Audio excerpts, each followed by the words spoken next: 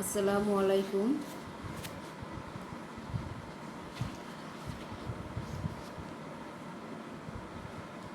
Honours চতুর্থ বর্ষের student, তোমাদের জন্য আজকে অর্গানাইজেশন বিহেভিয়ারের তোমাদের সিলেবাসের সেকেন্ড চ্যাপ্টার এবং থার্ড চ্যাপ্টার সম্পর্কে আমি ইনশাল্লাহ আলোচনা করব। তোমাদের সেকেন্ড চ্যাপ্টার হলো অ্যানথ্রোপোলজি বা নৃবিজ্ঞান। তারপরে চ্যাপ্টার হলো কগনিটিভ সিস্টেম বা জ্ঞান বা চেতনা। তো এই দুইটা চ্যাপ্টারই আমরা একটু দেখব। এই দুইটা চ্যাপ্টার এখানে তেমন বড় প্রশ্ন আসে না, পরীক্ষার সময় 4 নাম্বারের এরকম আসে। তো এই জন্য অ্যানথ্রোপোলজি এবং কগনিটিভ সিস্টেম এই দুইটা চ্যাপ্টারই আমি টাচ করেছি। তো চলো আমরা অ্যানথ্রোপোলজি এই চ্যাপ্টারে যাই। অ্যানথ্রোপোলজি আসলে এটা আলাদা একটা ডিসিপ্লিনের নাম। তো আমি আগেই বলেছিলাম, তোমাদের গত লেকচারে বলেছিলাম যে অর্গানাইজেশন বিহেভিয়ার এই কোর্সটিতে আমরা ম্যানেজমেন্ট কোর্স সাবজেক্ট দেখব, তারপরে তোমার মনোবিজ্ঞান দেখব, এরপরে তোমার অ্যানথ্রোপোলজি, রাষ্ট্রবিজ্ঞান এবং সমাজবিজ্ঞান, এগুলোর সমন্বয়ে তোমাদের এই কোর্সটি করা হয়েছে অর্গানাইজেশন বিহেভিয়ার। তো চলো আমরা দেখি যে নৃবিজ্ঞান বলতে কি বুঝি। নৃবিজ্ঞানের মেইন বিষয় হলো মানুষ। অ্যানথ্রোপোলজি বা নৃবিজ্ঞান এর মেইন বিষয় হলো মানুষ ও তার প্রকৃতি। তার মানে নৃবিজ্ঞান হলো ওই বিজ্ঞান যেখানে বা যে বিজ্ঞানে মানুষ ও তার প্রকৃতি নিয়ে বিশদ আলোচনা করা হয় তাকে নৃবিজ্ঞান বলে।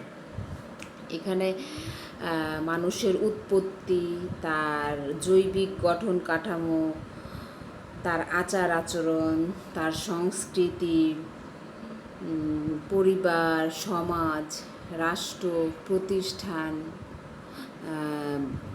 সেই মানুষের যে সমাজে বাস করে সেই সমাজের কাস্টমস বা প্রথা, ইথিক্স, সামাজিক বিশ্বাস বা সোশ্যাল বিলিফস, এইগুলো হলো নৃবিজ্ঞানের বিষয়বস্তু বা পরিধি বা আলোচ্য বিষয়।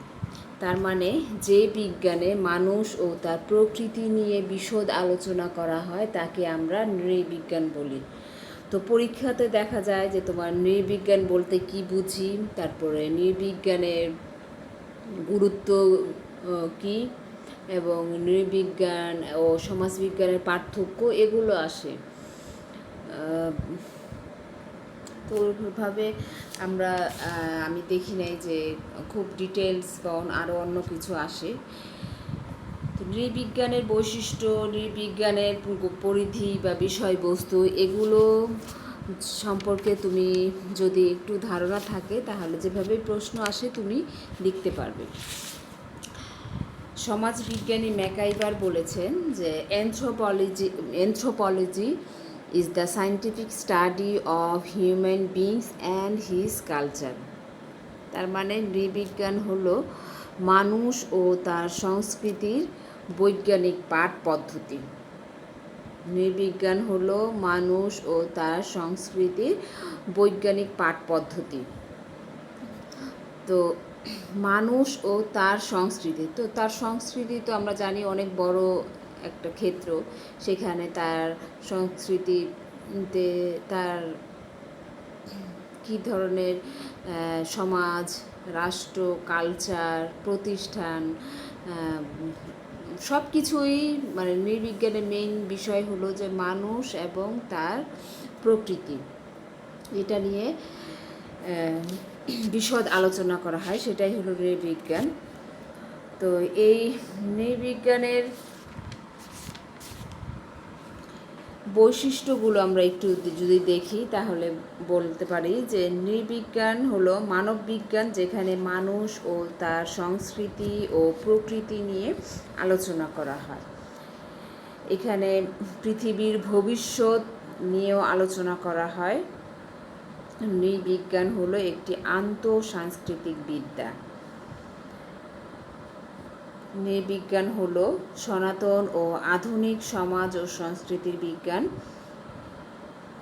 নৃবিজ্ঞান মূলত থিওরিটিক্যাল সায়েন্স বা তাত্ত্বিক বিজ্ঞান। তার মানে নৃবিজ্ঞান মানুষের আচার আচরণ, ব্যবহার, চলাফেরা ইত্যাদি নিয়ে আলোচনা করে। তাহলে নৃবিজ্ঞান কি এবং এর বিষয়বস্তুগুলো কি সেটা সম্পর্কে আমাদের একটু ধারণা হলো। তারপরে আমরা নৃবিজ্ঞানের বিষয়বস্তুগুলো আরেকবার একটু দেখব, যে মানুষের উৎপত্তি, পরিবার, সংস্কৃতি, সমাজ, রাষ্ট্র, আইন, সামাজিক মূল্যবোধ, নৈতিকতা, প্রতিষ্ঠান, প্রথা, ঐতিহ্য, সাহিত্য, ধর্ম, উৎপাদন ও শিল্পকলা।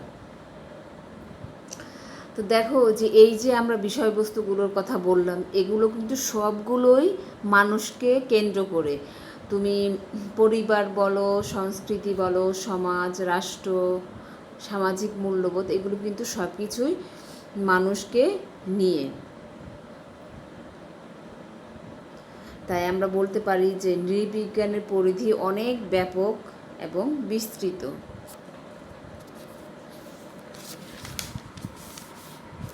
এরপরে আমরা যাচ্ছি নৃবিজ্ঞানের গুরুত্ব কী।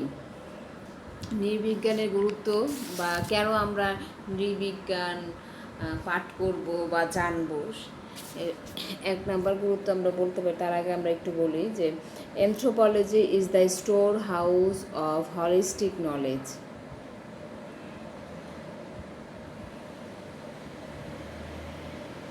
তো এর গুরুত্বগুলো কি? মানব উৎপত্তি সম্পর্কে ধারণা লাভ করা যায়। আমরা আগেই বলেছি যে মানুষের উৎপত্তি এর বিষয়বস্তু। তো মানব উৎপত্তি সম্পর্কে ধারণা লাভ করা যায়, যে মানুষের যে অরিজিন, যে উৎপত্তি, সেটা সম্পর্কে আমরা এই নৃবিজ্ঞান পাঠ করে জানতে পারি। তারপরে সমাজ বিশ্লেষণ। Anthropology is the science of man and his culture of any society. নৃবিজ্ঞান সামাজিক সমস্যা সমাধানে সমাজ বিশ্লেষণ করে এবং বস্তুনিষ্ঠ গবেষণার পরিধি বিস্তৃত করে। এভাবে সমাজ বিশ্লেষণের হাতিয়ার হিসাবে নৃবিজ্ঞান সমাজবিজ্ঞানে গুরুত্বপূর্ণ অবদান রেখে চলছে। অর্থনৈতিক জ্ঞান অর্জন। যে কোনো সমাজের অর্থনৈতিক অবস্থা জানার জন্য নৃবিজ্ঞান মুখ্য ভূমিকা পালন করে। নৃবিজ্ঞান অর্থনৈতিক চিন্তাভাবনা ও তার পারিপার্শ্বিকতা নিয়ে কাজ করে। তাই নৃবিজ্ঞান পাঠ করে আমরা অর্থনৈতিক জ্ঞান অর্জন করতে পারি। রাজনৈতিক বিশ্লেষণ।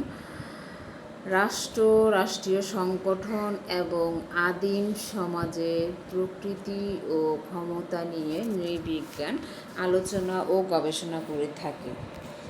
তাই যে কোনো দেশ বা সমাজের রাজনৈতিক প্রেক্ষাপট বিশ্লেষণ নৃবিজ্ঞান গুরুত্বপূর্ণ ভূমিকা পালন করে। বিভিন্ন সম্প্রদায় সম্পর্কে জ্ঞান অর্জন। আমরা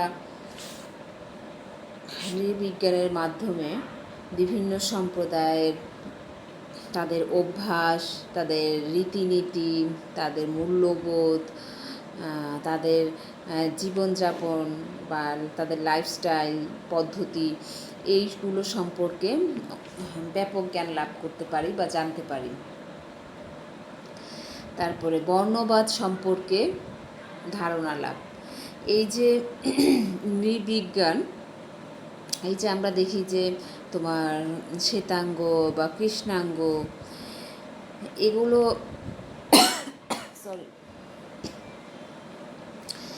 যে যারা সাদা হোয়াইট পিপল, যাদের গায়ের চামড়ার রং সাদা, তাদেরকে আমরা বলি শ্বেতাঙ্গ বা হোয়াইট পিপল।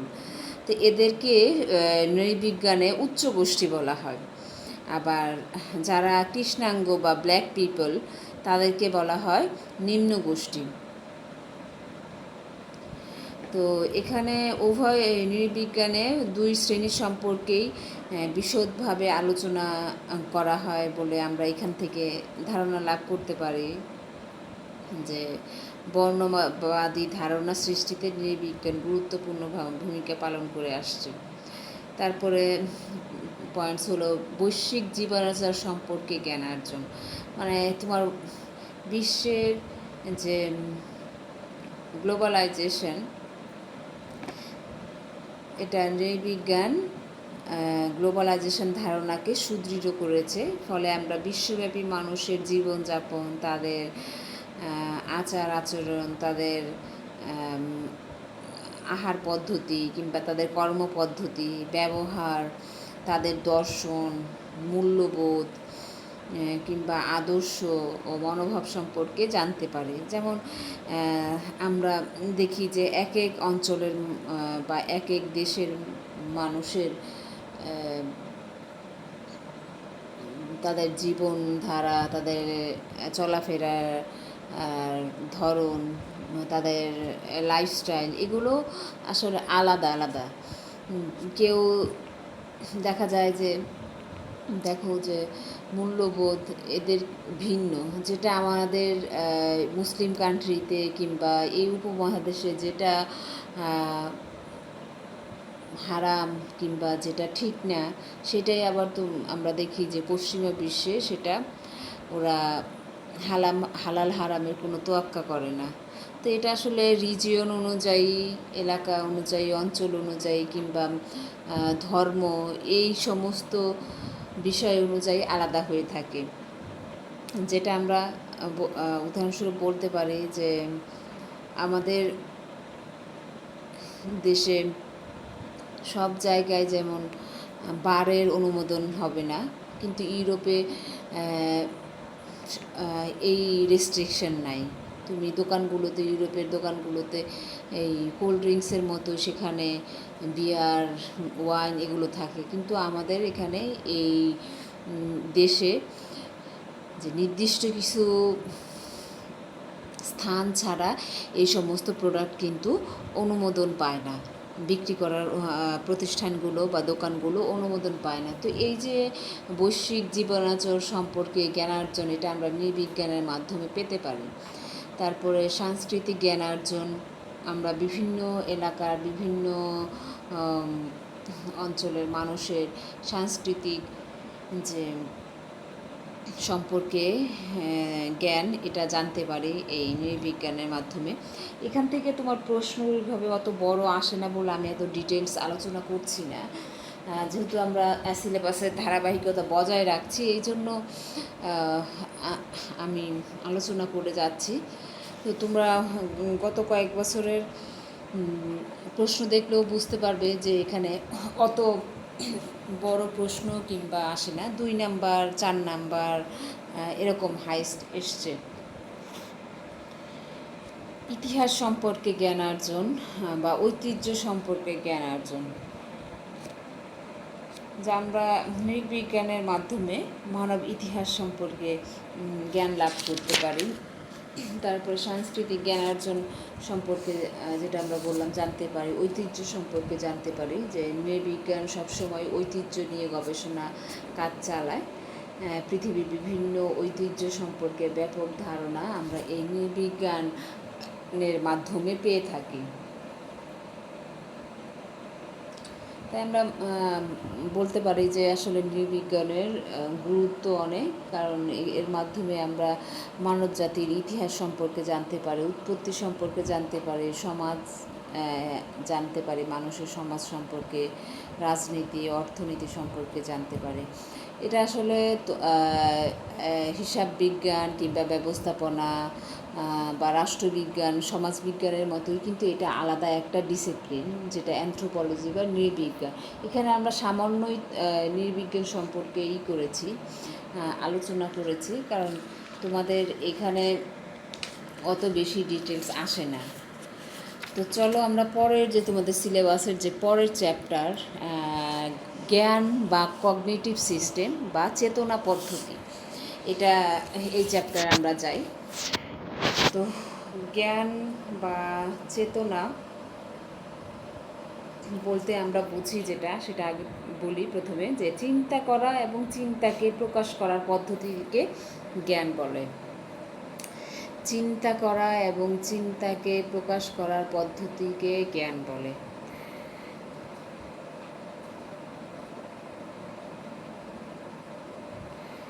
ডিজে মার্কুইজ বলেন, cognition is the way of feeling and expressing which affects the behaviour of an individual. The cognition is the way of feeling and expressing which affects the behavior of an individual.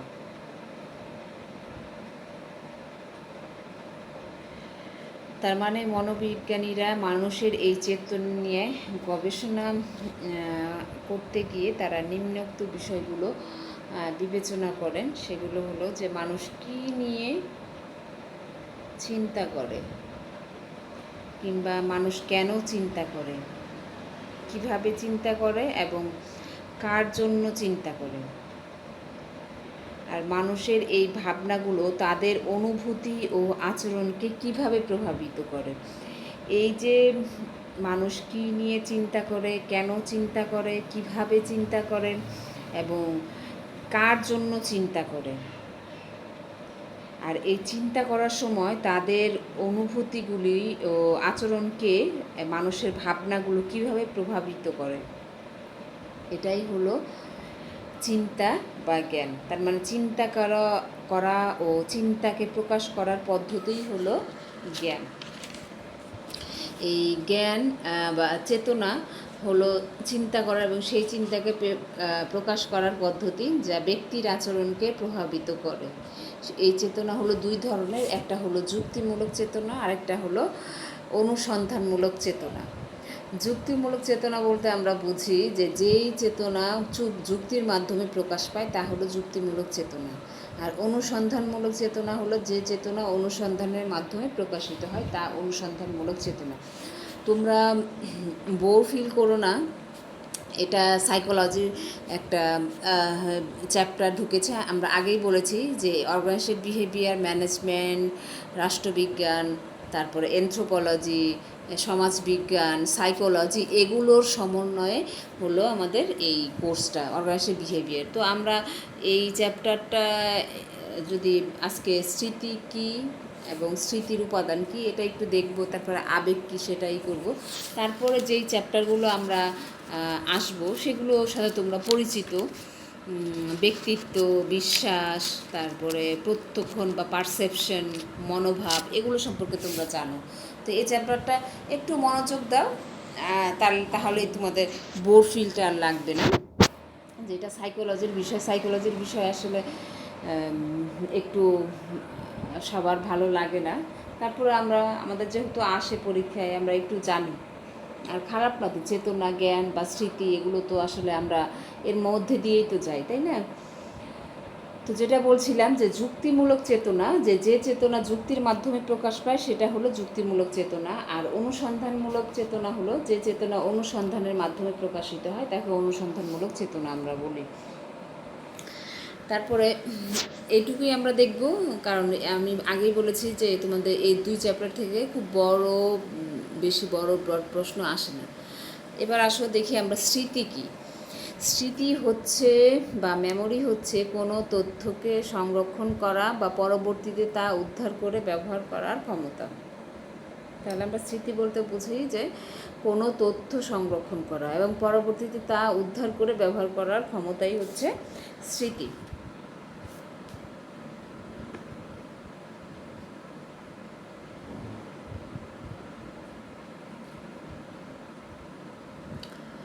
তো স্মৃতির কিছু উপাদান আছে, গুরুত্বপূর্ণ উপাদান আছে, সেগুলো আমরা একটু দেখি। যে স্মৃতি হলো কোনো ধরনের নির্দিষ্ট তথ্যের সংকটায়ন, সংরক্ষণ এবং উদ্ধারকরণের ব্যবস্থা। পূর্বের কোনো অভিজ্ঞতা, দক্ষতা বা শিক্ষণের স্মরণযোগ্যতাকে স্মৃতি বলা হয়। পূর্বের কোনো অভিজ্ঞতা, দক্ষতা এবং শিক্ষণের স্মরণযোগ্যতাকে স্মৃতি বলা হয়। স্মৃতি মানুষকে বাঁচায় এবং স্মৃতি মানুষকে কাঁদায়। কারণ কি, দেখো যে কোনো যদি ভালো স্মৃতি থাকে তাহলে সেটা মানুষকে কি করে, উজ্জীবিত করতে সাহায্য করে। আবার কোনো খারাপ স্মৃতি যদি থাকে কারো, তাহলে সেটা তাকে কী করে, কষ্ট দেয়।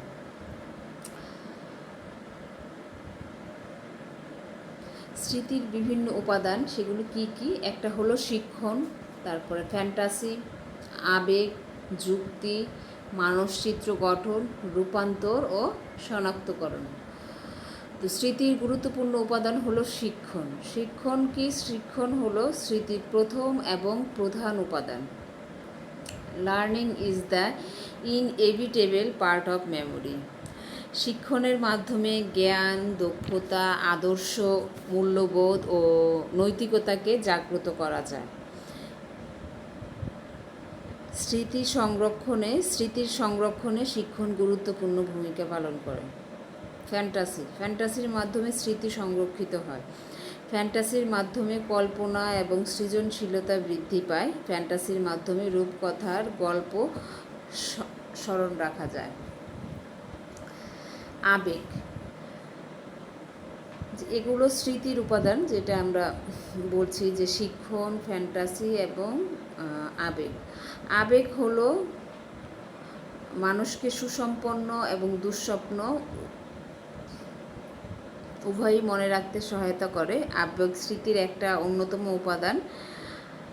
যে আবেগ ছাড়া কোনো ব্যক্তি স্বপ্ন দেখতে পারে না।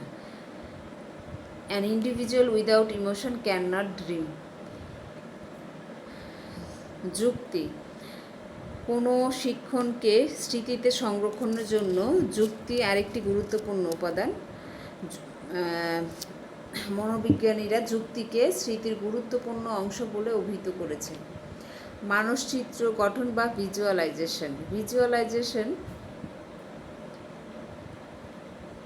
এর অর্থ হলো যে কল্পনা করার ক্ষমতা।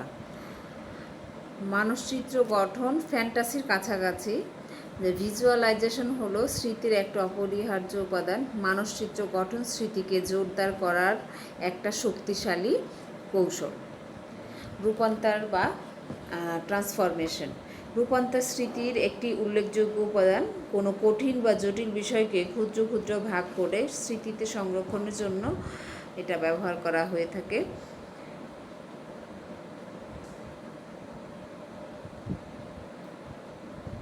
তারপর শনাক্তকরণও স্মৃতির একটা উপাদান। এর মাধ্যমে আমরা পূর্বে শিক্ষা করা কোনো বস্তুকে চিহ্নিত বা শনাক্ত করতে পারি। তো এই হলো যে তোমাদের এই 2 চ্যাপ্টার থেকে যা আসে সাধারণত, কারণ আমাদের মেইন যে তোমাদের পড়াশোনাগুলো, এগুলো সামনের চ্যাপ্টারগুলোর থেকে আসে, বেশি প্রশ্ন আসে। তো সেখান থেকে আমরা দেখব। আর তোমাদের সিলেবাসে কিন্তু অনেক চ্যাপ্টার, প্রায় তোমাদের 21টা চ্যাপ্টার। তো এখান থেকে মানে যেগুলো থেকে ধরো বেশি আসে সেগুলো তো আমরা একটু সময় নিয়ে বড় করেই পড়ব। তো এই জন্য এই জায়গা থেকে অত বেশি প্রশ্ন আমরা দেইনি। তো এই হলো আজকের তোমাদের আলোচনা, যে আমরা দেখলাম নৃবিজ্ঞান কী, তারপরে নৃবিজ্ঞানের বিষয়বস্তু কী এবং নৃবিজ্ঞান পাঠের গুরুত্ব কী। তো নৃবিজ্ঞান হলো যে মানুষ এবং তার প্রকৃতি সম্পর্কে যে আলোচনা, বিশদ আলোচনা, সেটাই হলো নৃবিজ্ঞান।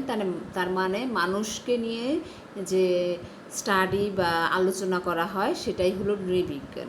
এর বিষয়বস্তু হলো মানব উৎপত্তি, তারপরে তার সমাজ, পরিবার, রাষ্ট্র, ধর্ম, সংস্কৃতি, ভাষা, প্রতিষ্ঠান, কাস্টমস বা রীতিনীতি, এই সমস্ত কিছু যেগুলোর সাথে মানুষ সম্পর্কিত, এটা হলো নৃবিজ্ঞান। অ্যান্ড নৃবিজ্ঞানের প্রয়োজনীয়তা কী সেটা আমরা দেখলাম, যে মানুষের উৎপত্তি সম্পর্কে জানা যায়,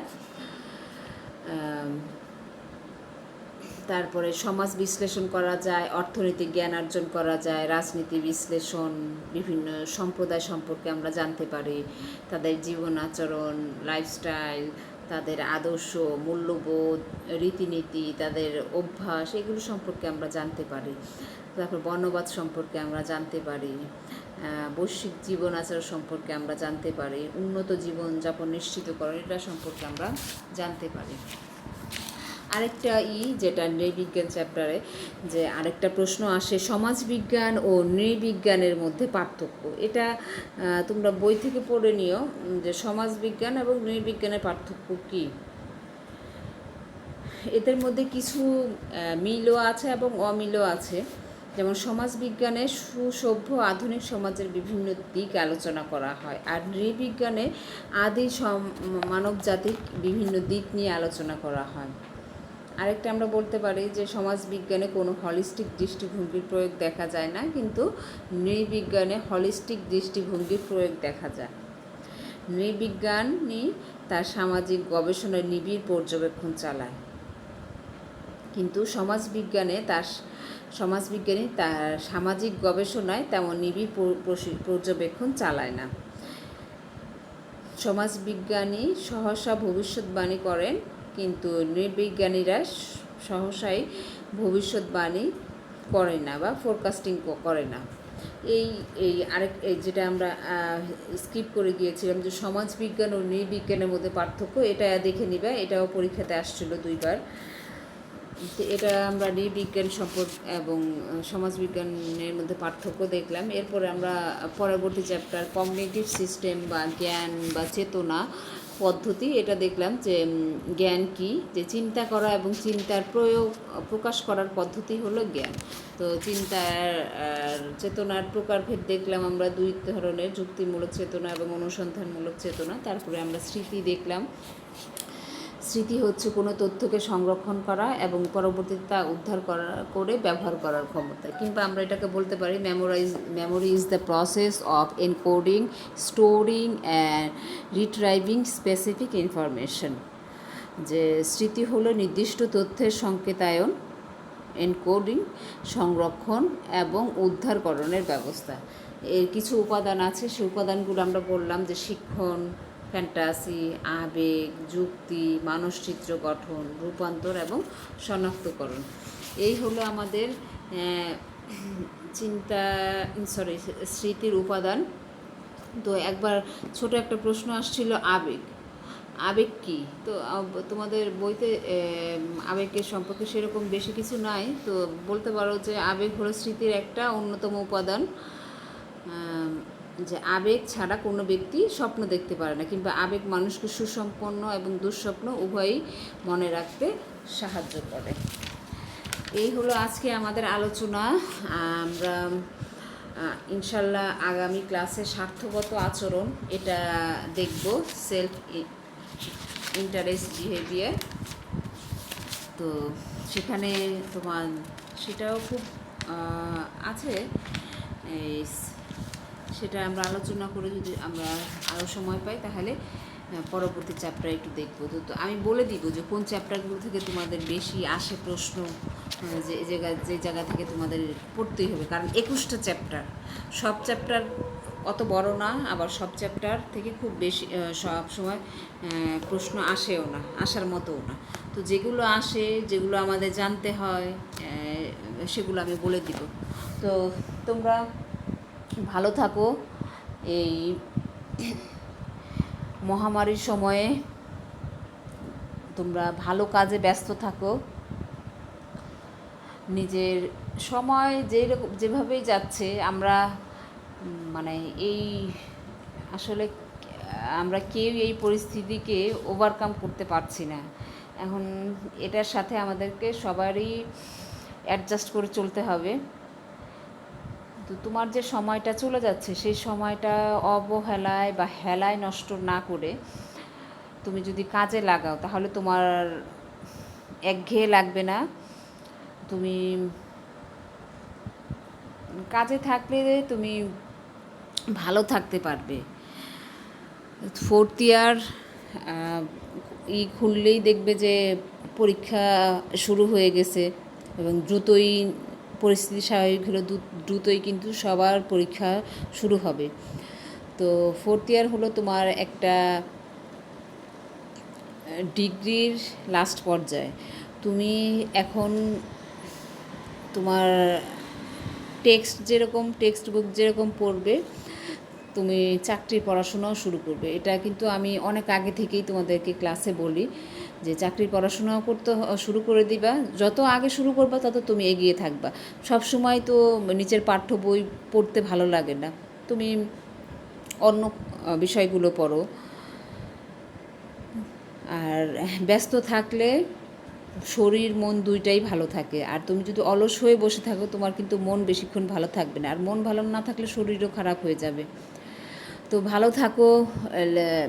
ক্লাস শিক্ষকরা, আমরা যারা ক্লাস নিচ্ছি, তোমরা ক্লাসগুলো দেখো, এগুলো নিজেদের মতো করে নোট করো, বারবার দেখো ভিডিওগুলো, তাহলে দেখবে যে তোমার অনেক বুঝতে অনেক সহজ হবে এবং এগিয়ে থাকবে। এটা নিয়ে আমাদের অর্গানাইজেশন বিহেভিয়ারের 2য় ক্লাস হলো। তো ইনশাল্লাহ আগামী ক্লাসগুলোতে আমরা আরও ভালো ক্লাস নিতে পারবো, সে আশা রেখে আজকের মতো এখানেই শেষ করছি। তোমরা ভালো থাকো, আল্লাহ আমাদের সবাইকেই ভালো রাখুক, আবার আগের মতো আমরা হই, আল্লাহর কাছেই প্রার্থনা করি। আল্লাহ হাফিজ।